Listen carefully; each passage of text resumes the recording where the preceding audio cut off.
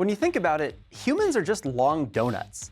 There's a long and winding canal that goes from our mouths to our anuses called the alimentary canal, or sometimes the gastrointestinal tract. This tube starts and ends outside of your body, and it's how you process and extract nutrients and materials from the food you eat. But it's also a spot for potential pathogens to sneak in. Our digestive system interfaces with all kinds of nasty germs, and as a result, it's armed with multiple immune system resources to protect our insides from the outside. So today, we're taking a tour of the alimentary canal with a focus on immunity. Digestion itself is a long process and involves everything from mechanically grinding down food in our mouths to treating food with enzymes so we can better absorb nutrients. Therefore, there isn't just one immune system checkpoint. There are safeguards all along the entire system. Like the saliva in our mouths is really good at starting carbohydrate digestion, but molecular components in saliva can also act as a first layer of defense against pathogens. For instance, an enzyme in our saliva called lysozyme can slice open bacteria cells. And there are antimicrobial peptides like histatins that can inhibit the growth of certain fungi. And some of those salivary glands have cells that can make an antibody called immunoglobulin A, which provides protection to the cells coating the mouth. But as we get closer to the organs that absorb nutrients into our bloodstream, we need more sophisticated safeguards in place. The first thing your food sees before being swallowed are the tonsils, bits of lymphatic tissue that provide a little more protection. While we might not care about them unless they get inflamed and we need them removed, they create an immune system checkpoint between the mouth and the throat. After we swallow this chewed up chunk of food, it goes down the esophagus.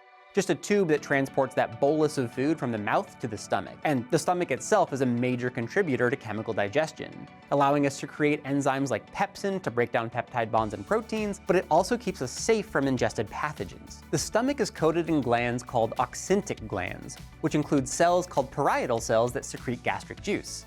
Gastric juice is highly acidic with a pH anywhere from 1 to 3.0. It's made up mostly of hydrochloric acid, which you might have experimented with in chemistry class. This creates a hostile environment that many microorganisms wouldn't be able to survive in. And as we continue down the canal, we see a bunch of defenses once we get into the small intestine. It is, after all, where a lot of nutrient absorption happens during digestion. And if we're absorbing anything into the bloodstream or lymphatic system, we need to make sure it's not going to hurt us. So it's coated in a single layer of cells called the intestinal epithelium, which creates a barrier against microbes. Some of those epithelial cells secrete mucins that help keep microbes out of the more sensitive epithelium, kind of like a sticky fly trap. Others act like alarm systems that release chemical messengers when they detect a pathogen and recruit white blood cells to the scene. Then there are a bunch of little lymphatic tissue buds scattered around the intestine that we call, appropriately, gut-associated lymphoid tissue, or GALT. But we also have trillions of good microbes in our intestines, which you might have heard of referred to as your gut microbiome. It's not the only colony of non-human microbes you have on your body either. You have different microbiomes on your tongue and mouth, on your skin or vagina.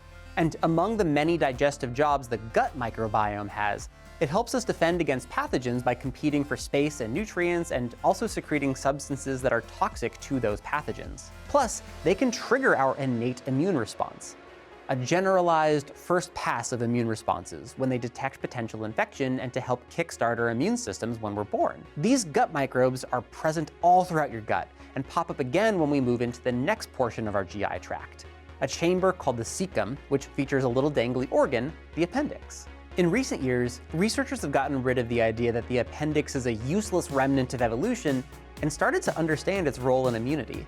The inner layers of the appendix are home to all kinds of immune cells like B and T cells, along with natural killer cells. Plus, it houses a reservoir of those good bacteria that can replenish your normal gut microbiome in cases where the colon needs more, like after diarrhea. Our large intestines, or colons, have similar immune defenses as our small intestine. More lymph tissue and a slightly different makeup of gut microbes, and those differences are due to how the large intestine doesn't absorb nutrients into the bloodstream like the small intestine does. By the end of the alimentary canal, your gut and immune system will hopefully have kept you safe from all kinds of potential ingested pathogens. Thanks for watching this episode of Seeker Human. If you want to learn more about the history of the immune system, check out this video we made a few months ago. Otherwise, make sure you're subscribed so you don't miss any future uploads from us.